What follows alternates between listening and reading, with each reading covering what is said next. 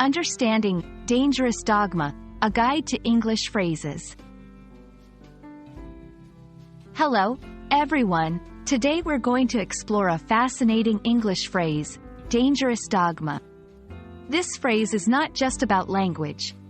It delves into culture and thought. So, let's dive in and unravel its meaning together. Dangerous dogma consists of two key words, dangerous and dogma. Dangerous is an adjective that describes something that can cause harm or poses a threat. It's often used to describe physical things like animals or situations, but it can also describe ideas or beliefs. Dogma is a noun. It refers to a set of beliefs or principles laid down by an authority as incontrovertibly true.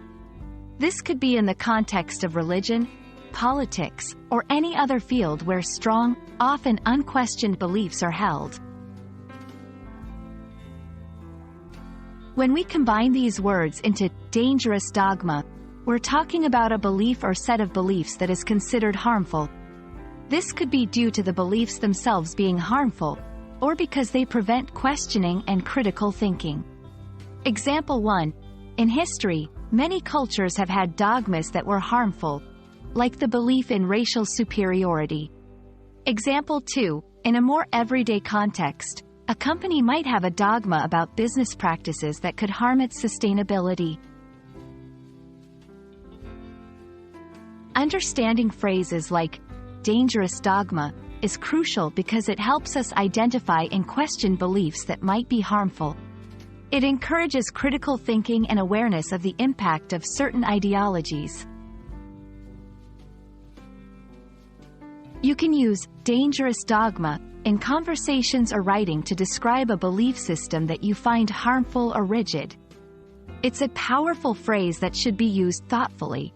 Example: the company's refusal to adapt to new environmental standards is a dangerous dogma that could lead to its downfall.